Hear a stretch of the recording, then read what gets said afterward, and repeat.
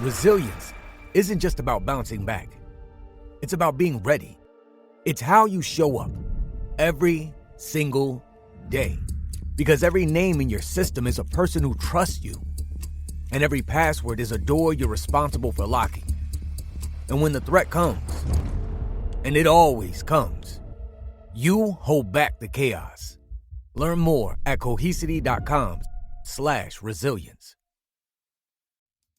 Hi, I am Stephanie J. Block. And I'm Marylee Fairbanks. And you are listening to Season 4 of Stages Podcast, where we go behind the scenes and beyond the resume. Join us as we talk to some of the greatest talents from theater, TV, film, and more. And then check out stagespodcast.net for past episodes, merch, and so much more.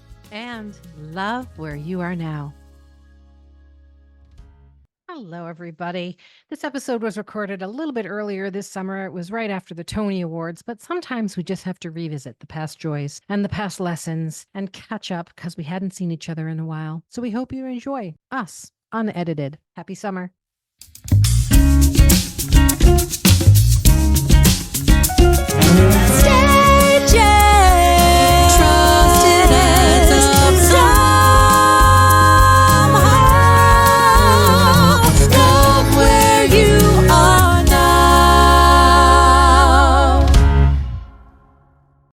It's summer, baby. It's caftan time. Honey, my whole goal, the closer I get to be Arthur, these are the goals. Hey, Tony Award winning Marylee. 7-year-old me is like, woo. I mean, Marylee. So fun, right? I had the best night. Beyond fun. Did you go in with any expectations, or were you just like, let's just have fun and see what happens? You know, it was weird. I of course I was like, oh my God, I hope we win.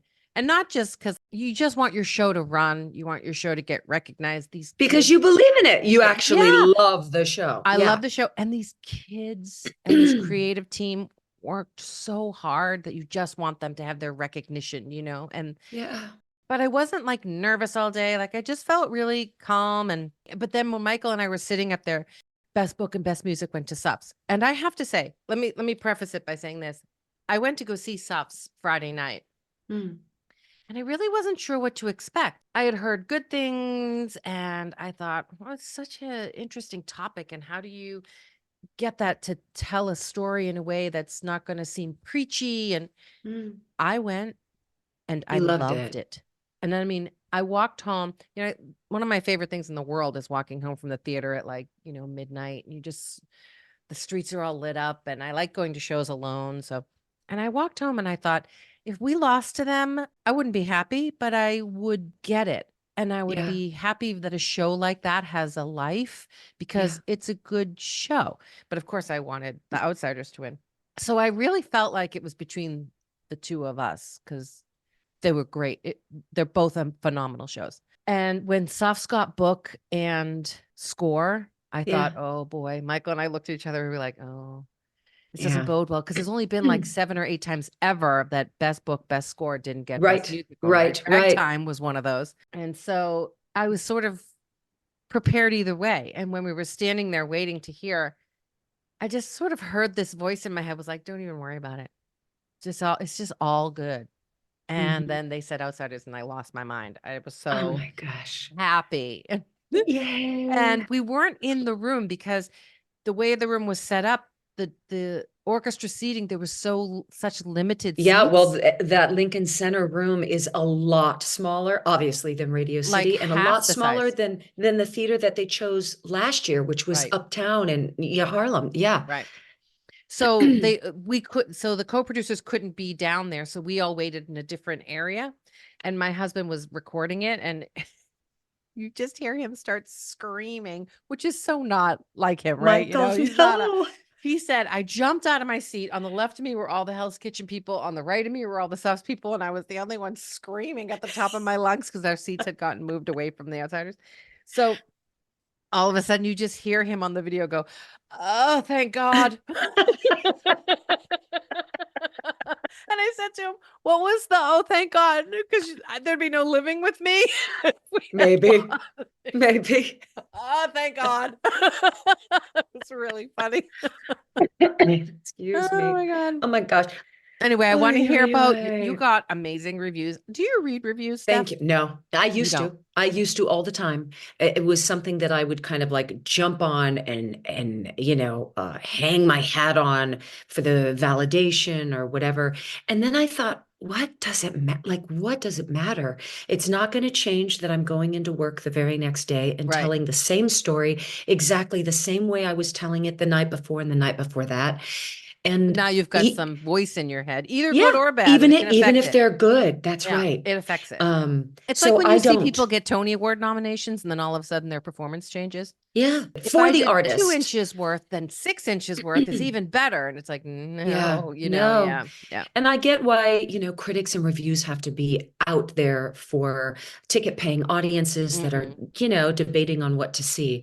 But I think when you're creating art, it really is none of our business. Now, will I read them once the whole project is done, or at the very tail end? Absolutely. And is there a way to kind of, firewall protect yourself from them? No, people will always text you and say, congratulations, or they'll be like, don't worry, girl. It's still great. You don't worry about that, girl. And you're like, well, as soon as you get, don't worry about it. Great. So when I said you, oh my God, the reviews are fantastic, but that's not helpful. I should just shut up. No, it's not even helpful. I just go, okay, great. And the way you would define fantastic may be very different than the way I define fantastic or the way the producers of the show define fantastic. So at least I know that they're either positive to mixed and we didn't get, All right, well, let me ask this question. Have you ever gone back at the very end of the run, read the reviews and then said, I wish I'd read that because there was an insight there that could have made my performance better? No.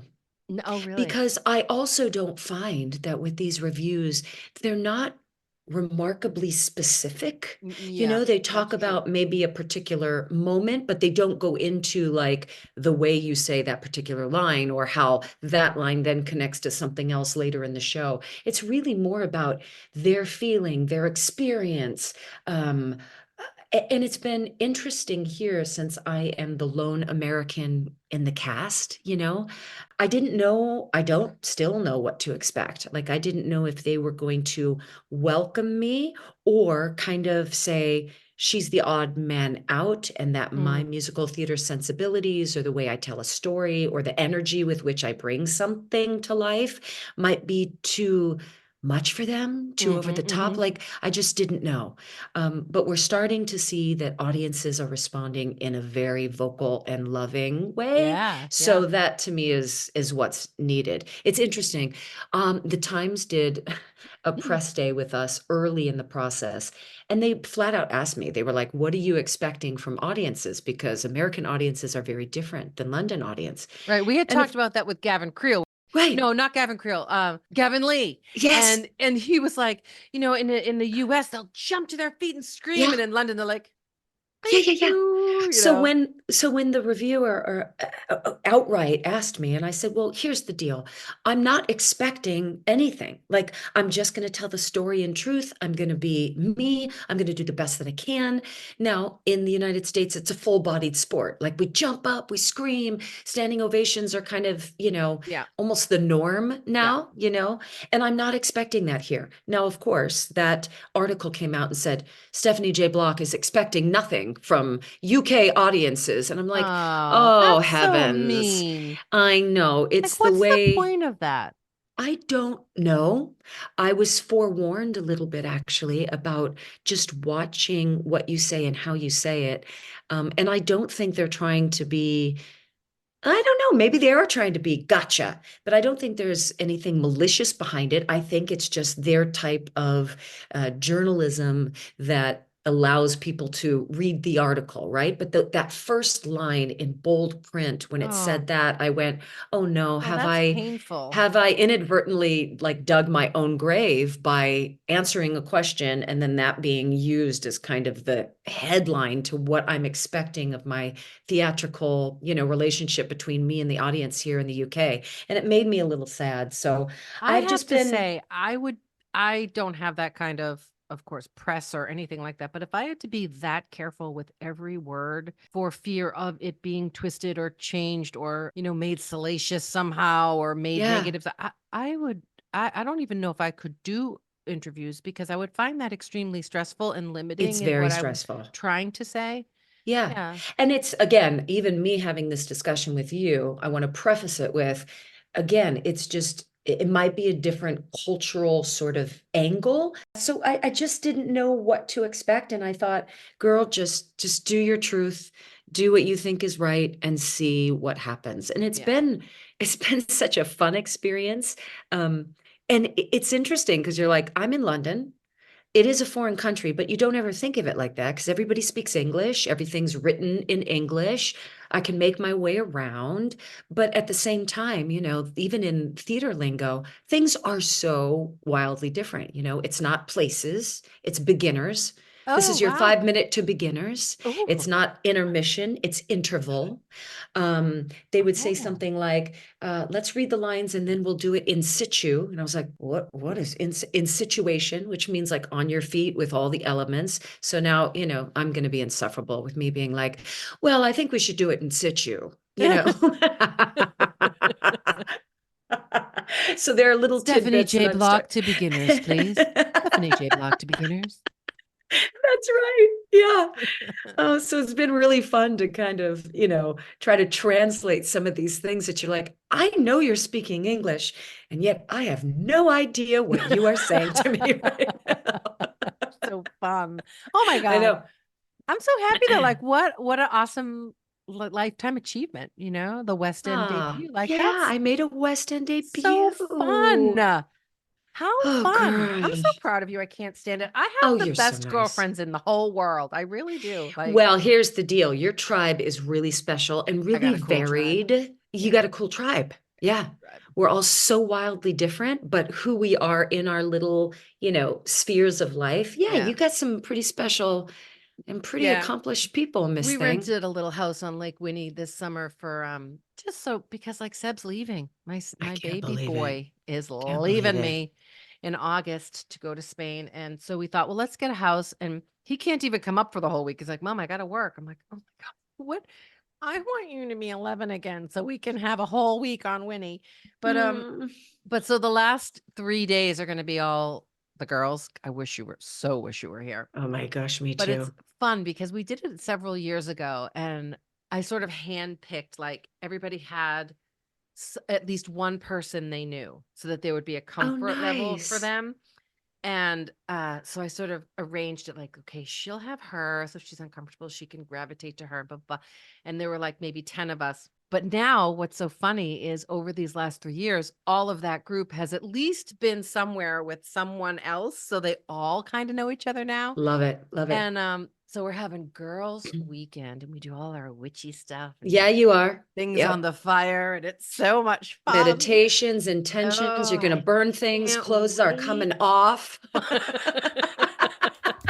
It's so fun. So I can't wait for that. But... And we will be right back.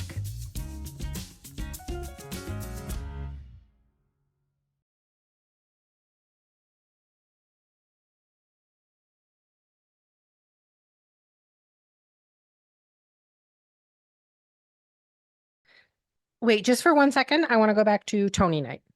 Michael Goddard, who's come up on this podcast so many times because he's such a good friend. He was texting me beforehand and he was saying, okay, listen, we know your husband's going to be in bed by 12:30. So I'm going to have my tux on and you just need to drop me a text and I will meet you wherever you are. I was like, okay, good. So at 2 a.m., I turned to my husband and said, I think it's time to go home. And he's like, really? I'm having the best time. I was like, who are you? Who are you, Mr. Fairbanks? What did you do with my husband? Yes. At 2 a.m. Yeah, so that's not Goddard. me. I'm like, it's 2 a.m. My husband's heading home now. Fraser Lucy's like, oh, I've been in bed since midnight. I'm like, you're such a big talker. Well, who's going to pull up their pants at 2 a.m. and show up at the Carlisle and start an evening? No, girl, that's no. Even have when you ever done that Carlisle thing? I have. Well, I've been lucky enough now to either perform or participate or, be a nominee at the Tonys 4 or 5 different times. And I have been in bed no later than 1 a.m. every time, even when I won. Yeah. I put my trophy through the security thing because they'll have like little security, booths and guards and gates. And I went through the Carlisle and I circled and I hugged everybody I needed to hug and I clicked pictures and congratulated. And I usually look at my sweet team of agents and pals and go, we done? Night, night. Is this okay? Night, night. Yeah. That's just kind of how I am. Even the opening night here, I was in bed by 12:30 and we have a sweet little WhatsApp text thread with all of the company and cast. And at 2:15, the young ones are like, this bar's closing. Where should we head next? And I took a picture of me in bed and going, you all are ridiculous. And I'm following you online and laughing my ass off. And this went on to like 4 or 5 o'clock in the morning. And then they show up the next day and do a show. Again, my goal is to be 20 Arthur. to do that. You gotta Exactly. be 20. This is not happening. Well, but you know what? In Will Rogers Follies, that's what we did, Steph. I don't know if were you out all night partying with us? No, I wasn't that girl. When I was with you guys, I was full Stephanie J and I was fun and I wanted to make my presence known. And then I would titty tit back to the apartment and sleep and then go to Walmart the next day and see what sort of deals they had, falling prices. But no, I never was. I had maybe we've even talked about it on the podcast, but I had a 3-month period when I was either 24 or 25, and I lived on the island of Cyprus, which is a Greek and Turkish island. Okay. And within those 3 months, 12 shows. That's it. So I lived that sort of life where dinner would start we'd start getting ready to go out at like 10:30, 11 o'clock.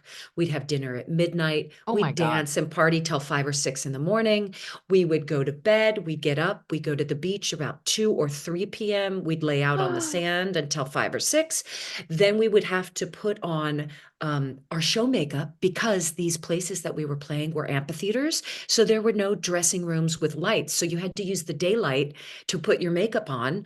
And then we'd have dinner and then we would all take a bus to go to these incredible amphitheaters on this island that have been there for thousands and thousands of years, do one show.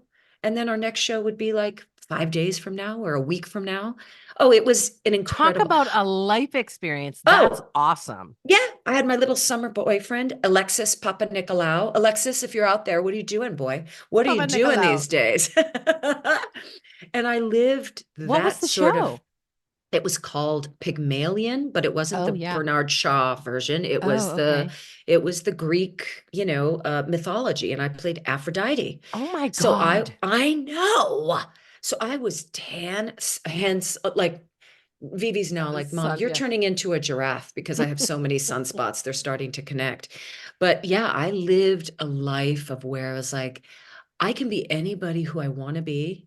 And when September rolls around, I pack my little bags and I go back to the United States. And that is a chapter. And there were no video phones. No social media. No. There would be a lot of a silly American on a bar singing and dancing and throwing plates. And Alexis Papanikolaou and his little, brief Speedo. Oh, God. I don't know who that gal was, but she was real fun, real she tan. Let loose for 3 months, baby. Really That's rested. Awesome. I love that. The other thing I wanted to tell you was when I was on the red carpet, which was a nightmare, by the way. It's a nightmare. Oh yeah, it's a nightmare. But this was unbelievable because apparently one show had gotten there early and backed everything up by a very long margin. The red carpet was completely like people were stuffed in, pushing, shoving. So the line kept moving forward and the photographers and the people there kept pushing everybody back, but the people in the back were pushing forward, so people were getting squished. Oh my gosh. But that said, I bumped into, in the middle of all that squishing, so many Stages podcast guests. Annie Kaufman and I were standing next to each other getting tousled for a while. Leslie Kritzer, Lindsay Mendez, Shoshana Bean, like all. And so I was like, oh my God, hello. And I got to like hug them all in person, which was so sweet. That's so fun. It was really fun. And then Leslie Kritzer sent me a message through Insta. She's like, I need your mailing address. And I was like, oh, okay. So I gave her my What is mailing. she I said, what? sending Am I you? getting gifts? And she said, you are getting gifts because you were one of the few nice people on that carpet. Because I let her get in Oh, front of me. I'm like, Leslie, you need to get in front of me. It's more important you get out there than I get out there. So I put her in front of me. But then I just left because I was like, this is getting crazy. Like people are yeah. literally Publicists. shoving each Yeah. other Yeah. for a Publicists start moving chance. people in front of other people. And Yes, if I can only imagine if there's like Rachel McAdams and Angelina exactly. Jolie, like A-listers that are there. Yeah. Yeah. It And gets so, messy. but then people get like kind of crazy. And it's like, Hmm. okay, you got to put it in perspective. We're walking a little thing to get a picture taken. It's all good. Like, let's get Hmm. off the carpet then. Not a big deal. But that was a fascinating experience. I was glad I got out of it because it was just so hot. People were shoving. Yeah. That's But not the anyway, way. you totally put it in perspective, right? Where you say, this whole thing, spending money on jackets and gowns, and you have to put it into perspective for life stuff, right? It's actually Yeah. quite ridiculous when you look at it. But when you just allow yourself to get swept up in the experience, it's a total fun life experience, Yeah. Like everything else, you trying to find that balance of the state of the Yeah. world and the state of your moment, right? Yeah, but Yeah. that's right. It is a moment, an extraordinary Yeah. moment, one that, perhaps most people, other than their wedding or the birth of a child, and it's hard to even compare them all, but it is, you go, this could be a once in a lifetime Right. situation. So you want to make the most of it. And of course, you're And very you much wanna aware of allow what's going on yourself in to the, get that's right. swept in it, just have That's fun with right. it. But then I think you do have to come back and be like, you know, perspective. What I found was there was this dissonance inside myself between the wild, over the top, incredibly fun life experience that I was having and the state of the world and the varied human experiences that are all around us, right? So I found myself constantly trying to check into that part of myself and allow the fun and the surprising joy that took over when they said the outsiders winners, but also keeping in mind the state of that balance between the equal and opposites that exist in the world all the time, all around us. Hmm. So, anyway, I did have a great time and it I was know. really I fun. could And it was a tell. life experience that I will always be so grateful for.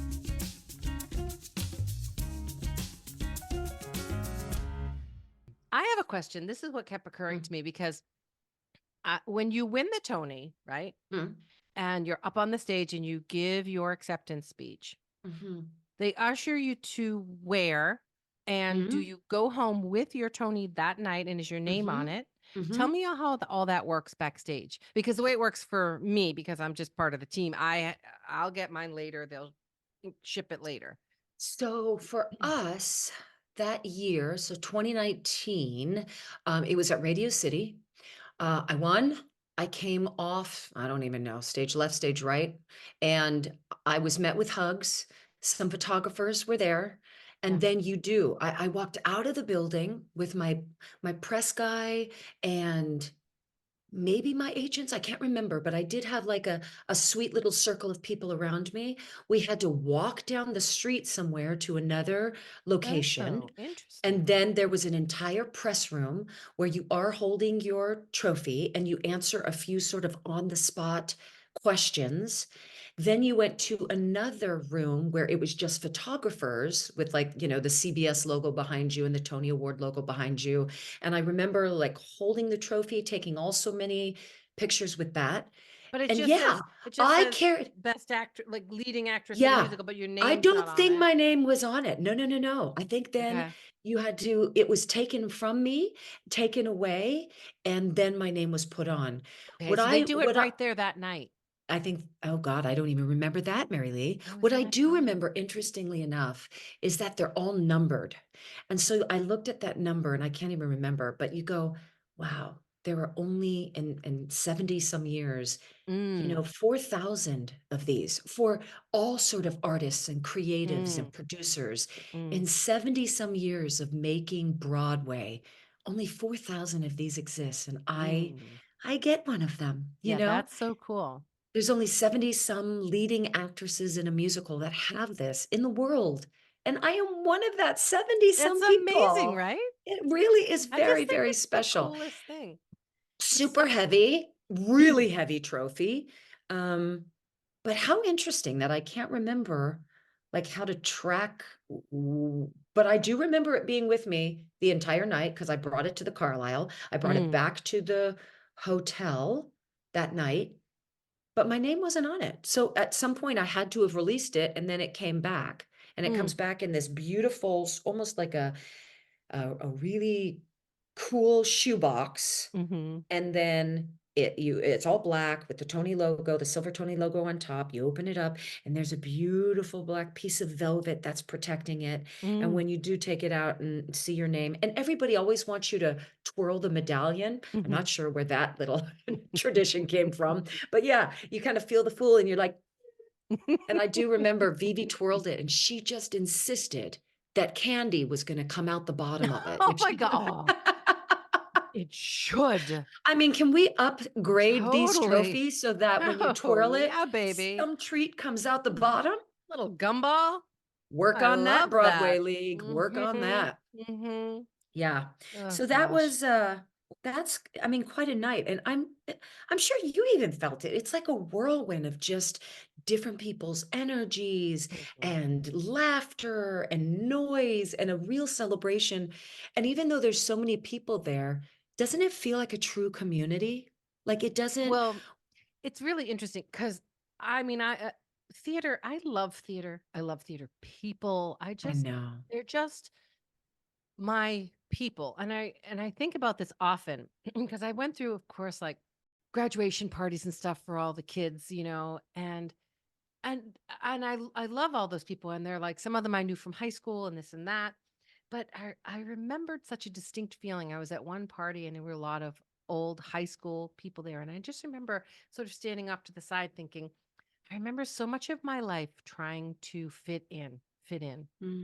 And I've come to the conclusion that the opposite of belonging is fitting in because you're changing a part of who you are in order to find a groups where you feel like you belong. This is so right? weird that you're saying this. I was just reading a book just yesterday and I Oh, held so on funny. to it that the opposite of belonging It's is fitting in. fitting in because Yeah. you are changing Who you are. yourself. That's right. And it's not a judgment on the people that you're trying to fit in for. It's a judgment on the state of wanting to belong somewhere, Yeah. right? Yeah.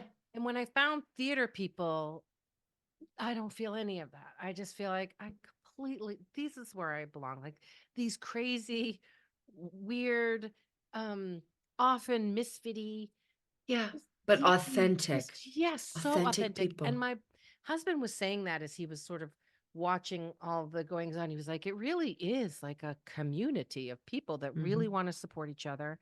As a producer, I've been going to a lot of classrooms, talking to 7th and 8th graders about the book and about the play, and I've been telling them that because I think in 7th grade you feel very strongly how you wish to belong somewhere, and I've been using that phrase that the opposite of belonging is fitting in. Find out the thing that makes you weird because it will be your superpower. So you might as well embrace it now because when you're 17, all you want is to fit in. But when you're 23, all you want is to find out what makes you different. Unique. That's Yeah. right. That's Yeah. right. So just figure it out now. I know it's easier said than done, but have a little courage and embrace that little thing that makes you just a little different than everyone else. And it doesn't have to be theater, but whatever it is, that's the fastest way there is through your unique authenticity. And I think the word that you used, being courage, is a lot of what we as artists face. We are taking big risks. yeah. We're putting ourselves out there. We don't expect, especially in theater, to see a massive paycheck. It's not about the results, really. It's about the making of, or at least it should be, right? Like you have to take your ego out of it. You have to take the end result out of it and just say, I am making something for the art of making something. And when you find other people that are literally on that road of, let's take risks, let's be courageous, let's make something special just for that sake, that's a real special understanding. Vivi, of course, I'm not with the Vives right now. She's on her way here and I can't wait. But Seb was like, Steph, we decided to watch a little bit of the Tonys. And when Shayna Taub got up there to accept, and I'm paraphrasing, but something to the effect of, and for all you little girls out there, Loud little that girls. Loud little girls. loud little girls, Yeah. Vivi immediately took off her clothes, ran upstairs, put on this oversized Phantom of the Opera shirt, and she has not taken it off. So if my child, who has always shown interest because of Seb and myself and the experiences that we have, allowed her to be privy to and I don't know, just be a part of. But he said, that's the moment. If she now decides to be an artist, it will be that speech and that moment that turned it from a whim to a real passion and a real calling, because she was spoken to. She was recognized in that moment. So I just got chills and started to weep a little bit. One, out of sort of a selfish wanting to be there, to have seen that sort of, something ignite in her. And then also to just be like, gosh, you never know where it's going to come from. Yeah. Like as a mom, I would have thought, well, hello, you saw me do Cher when you were 3.5. Different. You were the baker. Different. You're her Different. mom. Yeah. She needed Shayna's voice to say something that hit her right in the gut. So I'm so we'll happy see. that show got a lot of recognition. And I truly hope it runs for years. It is a great show. What she accomplished, that woman. I mean, the writing, the book, the music, and her acting and her singing. Beautiful. We She's got to the real get her deal. on this show. She is phenomenal. I was blown away by that show, by the historical accuracies that we don't know about, by the way it was told with humor. I was laughing one minute, crying the next few minutes. I was completely swept up in it. I absolutely loved it. Oh, I'm so glad to hear I that. loved it. There are so many of my dear friends in it. And, when you have, like Jen Colella, but when you have a force of women like that, talk about a tribe of women, right? And they all believe in the story they're telling, and they're all almost crying out and pleading to the needs of this moment, where we as women are still saying, hear us, see us. We need agencies over who we are, and we are equals. And still in 2024, we're not being recognized as such. In fact, we're taking step backwards. That this call to march forward is more needed now than ever. And the other really interesting thing about it was, it wasn't just about fighting the patriarchy. It was about the infighting Fighting each within other. the group. Right.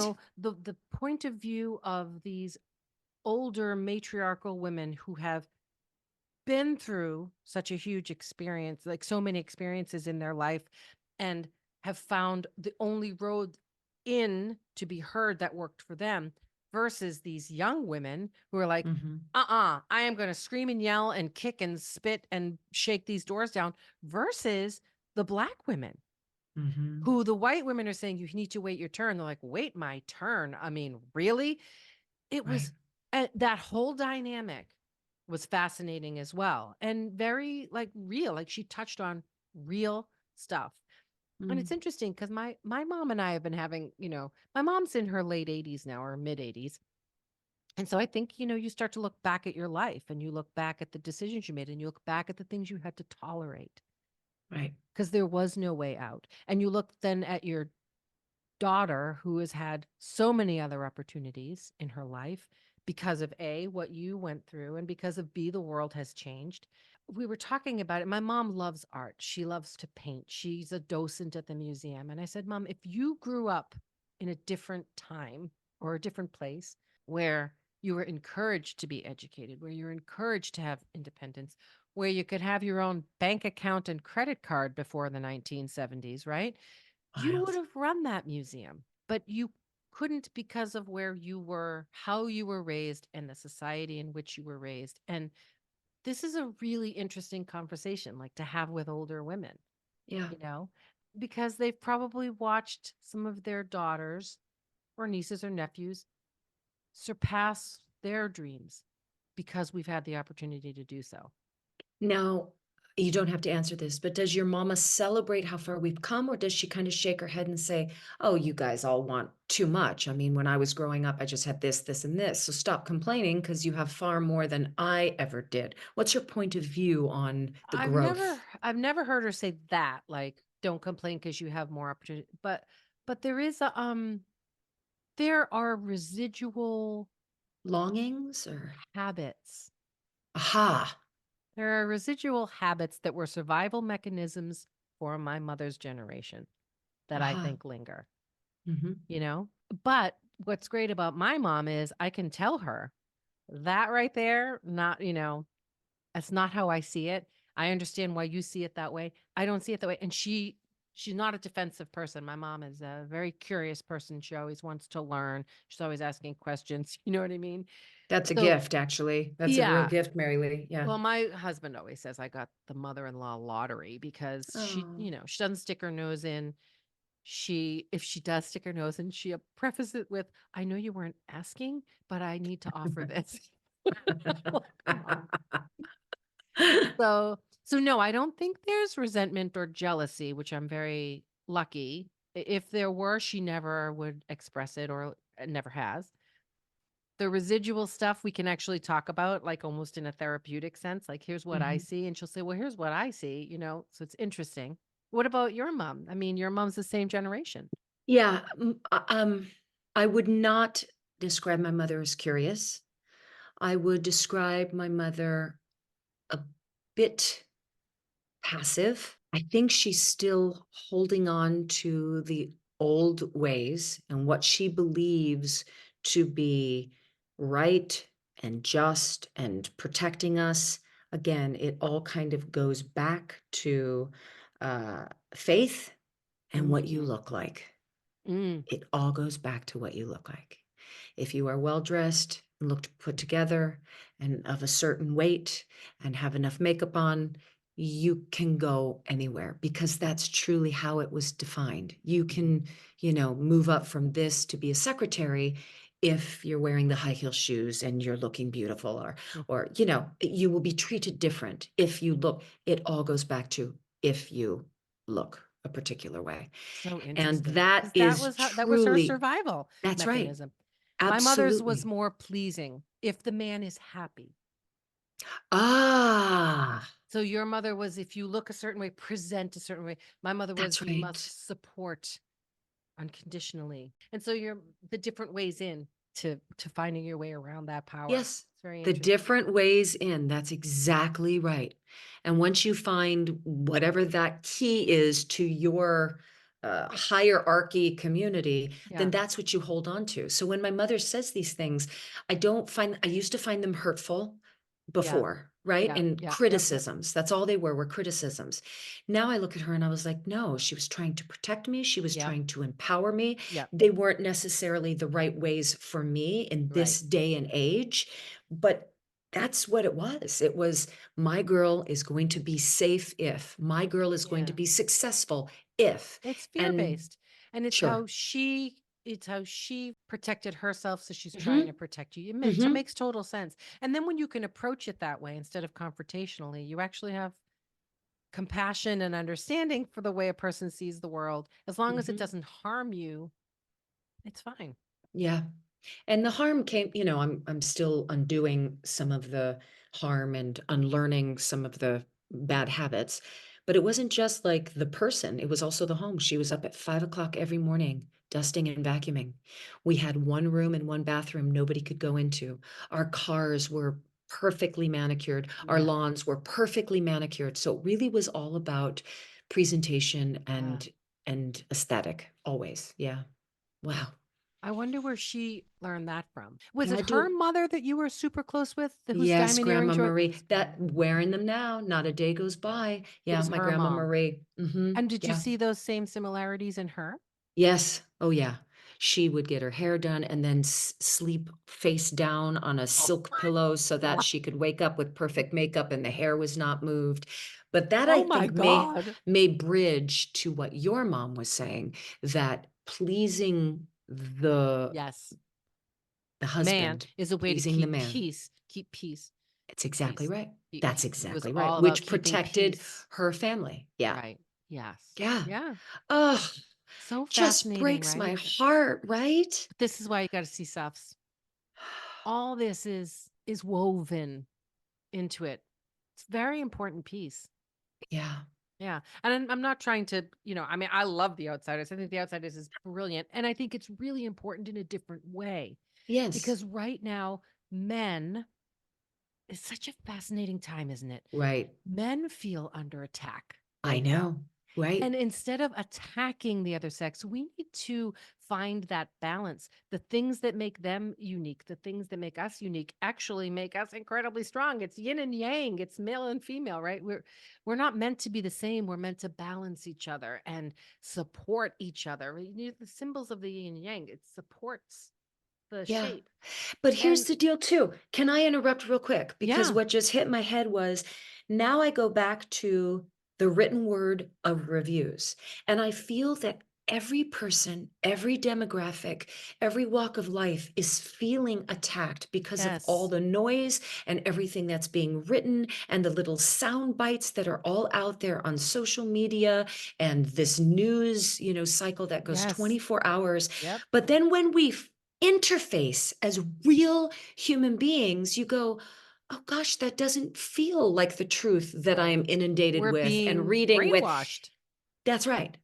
That's Totally. right. And I'm Totally. not invalidating everybody's feeling of feeling a bit unsafe or precarious. I understand that, but I don't think we would feel that way and Yeah. be in such fear if we weren't surrounded by all this fucking Chaos. noise all the time. That's It's why I don't chaos. no news. I don't ever watch the news ever because it's just chaos. And Because it's in the contributing to and pushing forward more chaos. yeah, Keep us yes, distracted. But I want to go yes. back for 1 second to why Okay, The Outsiders sorry. is important. No, that's okay. It's because men traditionally have not been encouraged to express their vulnerable creative side in many Mm, situations, right? They're meant to mhm, be strong and lead and, and don't cry. And that still exists, right? A house mhm. I grew up in is boys don't cry, right? This show encourages male friendship, like real male love. Mm. These boys support each other and love each other. It supports acceptance of another, no matter how different they are from you, and from a very male perspective. So I think it's fascinating that these two shows, one from a very male, young male perspective, and one from a very female perspective, are the two that I adored this season. And I Huh. think it's a symbol of how as a society, we are trying to figure out how do we get that yin and yang Mhm. together. It's really fascinating. Coexistence Yeah. for everybody. And it's Guys, the old life imitate art, art imitate life. Like yeah, what is influencing the other, you know? yeah. It's really fascinating. That is You why know, I do love art, because everybody's story is going to tell it from a different point of view. right, And I, as right. an audience member, am going to walk into the theater and be touched by it because it's a different point of view. And then I leave the theater. I usually don't go by myself, but still, as you touched upon, walking out of a theater Yeah, after seeing a story, yeah. all of a sudden you just see The things a little world looks different. differently. It Yeah, does. it does. It does. And but here's the thing, what you're experiencing is the actual energy of the human consciousness in that moment. It's not being altered by video, by Mm-hmm. opinion. You Mm-hmm. are meant to sit in that and form your own opinion and have your own insights. This is what I love about there. It makes me well up. This is why it's so important. It's so important. But the other thing I was thinking too when you were saying that about the chaos is, how we talk about, I think I've said this before, like um when things are about to change, when fear is dying off, it's like Mm-hmm. catching a fish on a boat and you reel that fish in and the fish flips and flops because it doesn't want to die and it's fighting to live, but because it's out of its element, it passes, right? I find often before fear dies or before big changes, that's the chaos that you see in your own life, just on Mm-hmm. a personal level. So I always know a change or an elevation is about to happen or a transcendence is about to happen by how chaotic the moment is because it leads you to that transcendence. And maybe as like the whole human consciousness is in that transcendence right now. And so it feels Very disruptive. crazy. Yeah. Yeah. And maybe we jump to a different, that's the way I choose to see it. I hope that's what it is, that we're on our way to a better space, and it's just very turbulent to get to that space. Yeah, that's beautiful. It's hopeful, optimistic, and I hope you're right. Me too. I hope you're right. Yeah. And we will be right back.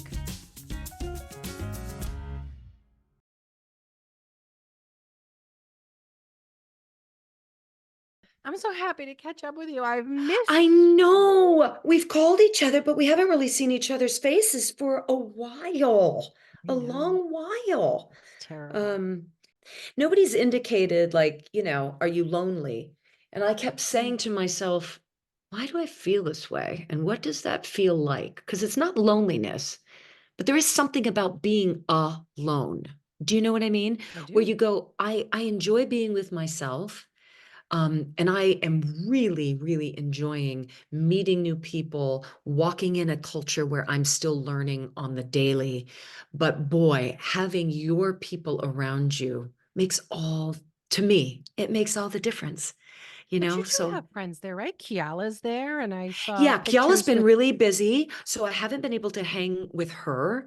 Didn't I just No, see you? I saw a picture of you with my friend Laura Moore came to visit. My friend Patrick Aident has come to visit. These are all people but as far as no, I haven't been hanging with people. Let's be real honest. We've been working really hard, and in however many Sundays I've been here, I get Sundays off.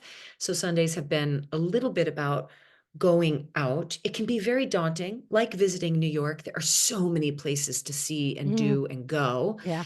I've been let's take a walk in this garden.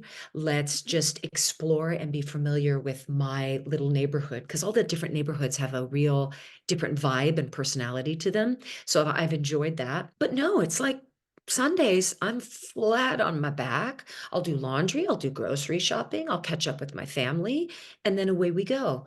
I have a So question. I please. have a question. Do you find that when you truly settle into those moments of solitude where you get to be alone and enjoy them, do you have residual slight guilt for enjoying being alone and having alone time? No, but do I have a voice in my head saying, should I go to Big Ben? Should I visit the Thames? Should I see the Tower of London? Yeah, because I'm in the middle of it. But then I also have to sit and be honest and be like, are my feet throbbing? Yes. Is my back slightly out? Yeah. So I have to honor this body that I live in and day out. And maybe all of the sightseeing of, being in London is going to have to take a back seat, and it will come because the family's coming. And when they are in movement, in motion, and the mama switch gets turned on and saying, I want to experience this with her. I want to learn about this moment with her. Mama's going to be out every single day. Yeah. But when I didn't have those responsibilities, there is no guilt on laying in silence, because I really do believe there's something very restorative. Yeah. I'm here to do a job, right? But I meant more for enjoying time away from the family. I haven't enjoyed being away from the family, but do I absolutely know as soon as they arrive on day 2 or 3, I'm going to be like, why is it so loud? Why is everything in its wrong place? What is happening? So I recognize the romanticizing of us all wanting to be together in this small apartment in the mid city of London. And then they're going to come. I'm going to be like, what the effity F? Why can't there be 1 second of silence? Who left the dish in the sink? Or why can't I just sit down for 10 minutes? I can't. What do you need from me now? That's all going to happen. Yes. Yeah. That's the mama thing. Right. That's the mama thing. And when you don't have that beautiful responsibility constantly tugging at you, then yes, of course, there is a freedom there. Right. And the guilt, the word that you used, comes I with guess that it freedom. is, where you're like, why am I just for 2 hours watching Bridgerton? Yeah. And I've got nothing else to do but watch Bridgerton and then fold the clothes in the dryer. That's it. That's Yeah, all I have to do right now? exactly. That's what I'm talking. Well, it's really funny because but we're in different spaces because you're still as little and requires a Yeah, lot. she little. But my boy, 19, came home last night at like 9:30 and I was already in bed. And he was like, "Mom, you want to watch a show?" And I was like, "Yep." Yeah. Got out of bed. I dragged myself to the TV. And because I thought, How many more times is he he gonna leaves ask? in like 5 weeks. Like, Yeah. of course, I was falling asleep, and he was like, "Go to bed, Mom." And I was like, That's kind of always been his love language, hasn't it? yeah, Mom, let's watch our let's shows. hang out, watch like That's how you binge shows connect. together. Yeah. Yeah, I think Yeah. that's lovely. And then he's off to España, I which will can't. be so different for him. I know. Is It's he going to be going by very good for himself him. or is he No. going with some by By himself? himself. I mean, with the school program, he doesn't Sure, know sure. doesn't know a single kid. Wow. He's like, "Mom, what?" I guess one of his cousins must have sent to him. So you fly to Spain by yourself. You land in the airport. Then what? Like Yeah. you can't read the bus signs. Yeah. And that put a seed in his head. He came up and was like, "So what does happen?" And I go, "Babe, they're gonna have a bus, they're gonna have signs, you're gonna be fine, don't You're worry going to be about it. fine. But you gotta make your way around that city. And it's Yeah. not about hanging out with all the American kids in the dorm. It's about getting out there and like you get to reinvent yourself. You get to Yeah. try on personalities. You get to learn to hone and trust your instincts. Like, go for it. You're gonna have the Yeah. best time ever. Best time Yeah. ever." You know, So, Seb and I have been writing emails to each other. It does actually feel, Bridgerton, I dear know. gentle reader.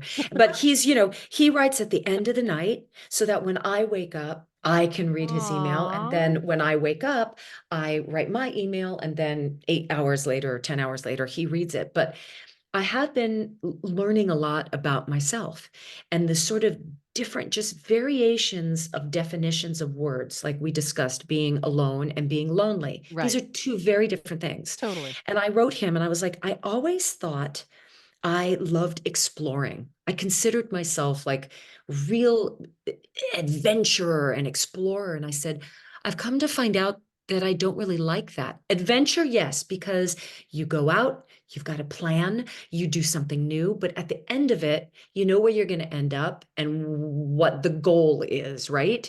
An explorer just goes, let's walk out the front door, turn left, See what turn happens. right. Right. I'm not a see what happens kind of girl. This is what I have learned about myself. Again, maybe if I'm surrounded by you or Seb or a partner, but as a individual, I am happy to take the tube on a new way, as long as there are directions. And then, okay, I did that. And then at the end of it, I get to do this amazing thing or have this amazing meal or meet these amazing people. But if it's just, let's just go out and see what happens. No, I have no interest. None. None. I never knew That's that about interesting. myself. Well, but it also might just be at this stage of your life too. You know what I mean? We Maybe, morph, we change. Trying to think. maybe. I don't know that I am either. I mean, I am in a place where I'm comfortable. Like I'll go to New York and just go, left or right, and Yeah, see what but the day that's a brings. place you know. But Because it's a place I know. let's pretend you're Seb, your son. You're going to Spain. You get off the bus. Yeah, Now, not are you alone. just, Not yeah, alone for me. I always needed a girlfriend. Like even when I backpacked to Tahiti and Australia, I yeah. had to go with a girlfriend. I But couldn't it's go not even alone. a safety thing. It's an enjoyment thing. Do you know what I No, I mean? think for me For it's more a me, safety thing. is it? Mm. Because I feel very safe here. I feel very, very, very safe here. But I don't know why I'm like, "Ah, I don't want to enjoy a beautiful sunset by myself. Oh, I want to breathe it in, look to somebody else and go, are you seeing what I'm seeing? Look at that. Let's applaud that together. And I that's really it. didn't You want know to that about share. myself. Yeah, You want to share it. I want to share it. Speaking of being alone in the sunset, I have to tell you a really funny story. So my birthday was in May, early May, so it was still really chilly here. Mhm. And it was a very challenging birthday week. Okay. One dog died like on Mother's Day. Michael he was really sick. He had like a bronchial thing. I was still getting over whatever that was that we had at the pneumonia we had in February. So it was like May was kind of crazy the first week in May. There were a bunch of different things going on. So on my birthday, literally, I was like handling the stuff from putting the dog down and driving Michael to the doctor's appointments and picking up prescriptions. So after everything was all settled in the house, I said to Michael, "You're all set? You got water? You got tea? I'm going to go out for a little while all by myself. Just want to go by myself for my birthday." So I took a bunch of incense with me. I went to a bakery and I bought an oversized vanilla cupcake with strawberry frosting. And I drove myself to the beach with a big warm fuzzy blanket, and I made a big circle with all the incense, and I had my journal, and I laid my blanket out, and I was all warm and fuzzy. And I broke my cupcake up into like 6 or 7 pieces, and I laid them out in front of me, and I lit all my incense, and I shared the sunset with all the different me's there were. Why does this make me want to cry? So Oh the my first piece gosh. was the little 7-year-old me. And I Oh my pictured that girl gosh. and like hiding in her bedroom, singing into a mirror with the window cracked so somebody would hear me, but so Mary isolated. Yeah. Lee. So I shared my cupcake with her. And then I shared it with my teenage self, the one who had been assaulted, and shared that with her. And then my 20-year-old self who was like on this adventure in life, and then my 30-year-old self who was in this state, and my 40-year-old self who was a mom for the first Yeah. time, and getting absorbed into motherhood and the loss of so many parts of yourself, but also the enhancement of so many parts of yourself. So I shared it with all these different parts of myself and saved the last piece for the me now, right? The Renaissance me. So as I'm doing all this and I'm writing in my journal, this guy, I was completely alone on the beach. This guy, all dressed in fatigues, Oh comes onto the no. Oh beach no. Oh and no. Oh no. sits like 100 yards away from me. So I'm like, God damn Dude, it. you have the whole Like, you have shore. the Why do you whole have to? beach. Why Yeah. do you got to sit right next to me? So I literally I filmed him and I took a picture of him and I texted it to 2 of my girlfriends. And I was like, "Listen, I'm on the beach alone. Here's where I am. If anything happens to me, If I this guy disappear. killed me. This is the guy. Just send this to the police, please." So now I'm writing about that in my journal, and I'm like, isn't that sad that all of my fears, right, now come up and sit next to me in fatigues, right? Because I have fear. Yeah. And so one of my girlfriends right back, she's like, "What are you talking about? What's going on?" Blah, blah, blah, blah, blah. And so now I'm making it humorous, about how I can't even enjoy my strawberry frosted covered cupcake because the dude in fatigues. And so about an hour and a half later, the second girlfriend emails. She's like, "What is this?" And I go, "An hour and a half later? An hour and Right. a half Right. later, I'm you already respond to in a this text? trunk and have been Hello? moved to a third You are the location. last person I'm writing to next time I'm in danger." So, but it was such a fascinating birthday because it started out just rocky, right? I was like, oh my God. But it ended up like sitting next to a fear in my little circle of safety. I don't know. It's hard to describe, but it was actually an awesome birthday. A really awakening birthday. And then my son texted me in the middle of it. He's like, "Where are you?" I'm like, "I'm on the beach." He's like, "Can I come?" I'm like, "Yeah, come on up." So it That's was really just sweet. really interesting. It was a really fun moment. And Was there any interaction between you and the gentleman or no, he no? finally just got up and walked away like most of our fears do. Right. Wow. Right. Yeah. Right. He just got up and left. And I was like, Right. I didn't move because I was afraid of you. There was a lot going on that birthday.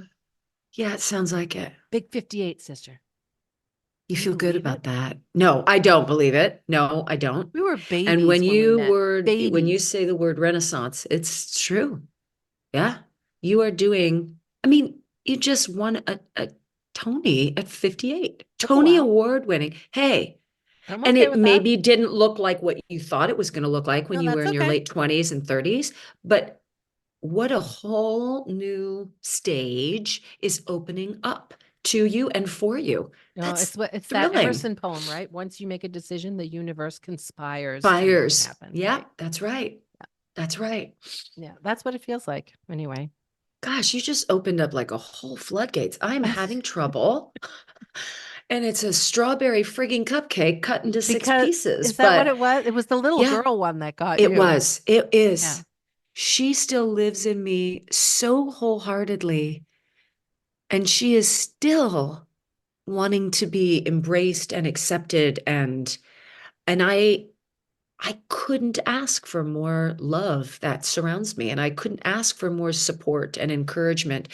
Again, it may not be coming from where I thought it would come from at that little girl age. But yeah, there's still certainly an ache that I have yet to heal. And maybe it will never. Maybe it will never. And maybe that is what my superpower as an artist is that I am able to tap into that ache, Maybe that's why that you don't let it want. go, because you feel that you put it to use in I some think other I area. do. I think that's a big insight. I That's a have big insight. upcycled that pain to be something else that I think is reaching out to other people, because you can't act vulnerability. You can't No. act true pain. No. So if it disappears, maybe I won't have access to it. Oh, And isn't I that do believe. that's fascinating. So maybe I'm choosing not to. Yeah, That's maybe I'm really choosing not interesting. to. That's so interesting. But I'll bet there will come a time where it won't serve anymore, and you just go, you know what? Yeah, I can access this from someplace else. And right. do choose to take that 7-year-old and go, hey, come on, It's time. let's Yeah, go. it's time to I make you whole. literally pictured me putting that little 7-year-old up on my shoulders and being like, look at the view from up here, little one. You're fine, girl. Come on. Enough of that. Enough hiding in your room. Come on. Yeah. I literally What's saw it. I know we're pulling sayings, but that's what we do. What's the other 'Cause one we're that old. says you only have 2 people to make proud of yourself? Your 8-year-old self and your Mm. 80-year-old self. Oh, I didn't That's know it. that. That's a good one. Yeah. And it's very true. Yeah. That's it. Yeah. Oh, this was such a love. I miss you so much. I miss you so Come much. home. Okay. I'll see you in September, though. Yeah, I know. Yeah, I know. I You can't guys are wait. coming and you're going to stay with me? You Totally. promise? I can't Okay, great. wait. I can't wait. I'm going to get my tickets and everything this week, I think, just because Okay, good. the summer's like moving along, but Yeah. So I've held, as far as the, chaise le bloc, I have held, I think, September like 10th through the 15th for you guys. Does that perfect. seem That's right? perfect. That's That's perfect. great. Perfect. That's the And then I closing. It's think the we last might week. push on to go see Seb in Spain. Great. And that was met with, I'll be there like 3 weeks. You really have to come that soon? Okay. All right. Ay, caramba. Yeah. Yes, I do. I am tu madre. So yeah, I'm going. You're lucky I don't rent an apartment across from your dorm. Okay, Correct. Most Spanish mothers would. Oh, Oh my God. gosh. All right. This Well, was I awesome. love you. I love you. I love you. So I'm going to put tickets to your show down below. Okay, great. And there'll also be a link below for the concert that I'll be in at Birdland. I'm Great. singing one song. But isn't it sweet with Yeah. Scott Allen? Isn't Yes, that so I nice? love it. He So, came on our so show. nice. So I'm so happy to be doing that. I'm also terrified because I haven't stood on a stage and sung in front of people like that solo in a very long time. It's But gonna be great. I was with my cousin a couple of days. She goes, what's next? And I go, I have to see what scares me the most. That's what's next. So right now singing on that stage is what's scaring me the most. So that's next.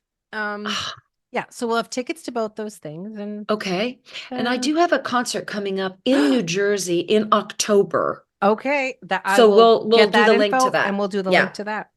Yep. I love you. All right. Listen, love you. listeners, we're going away for a little while. We are taking August and a big chunk of September off. We're going to relax. Thank you for that, because we feel we deserve it. Mm-hmm.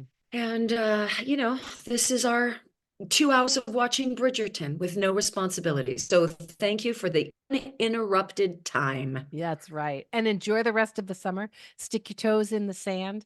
Mhm. Go eat a cupcake on the beach and celebrate. Don't wait till your birthday. Just go celebrate. Now's all the the time. yous. Yeah, baby. Yeah. All right. I love you. I love you too. Bye, everybody. Bye. Stages Podcast is produced by Marylee Fairbanks and Stephanie J. Block. You can find us wherever you listen to your podcasts. Join us on social media pages or sign up for the mailing list at stagespodcast.net. That is also where you will find Stages swag. If you enjoyed this podcast, please share and rate and review the show. It really helps us grow. Big thank you to Noah Kaiserman and Garrett Healy for the original music, and Allison Arns, who has been with us since day one. See you soon.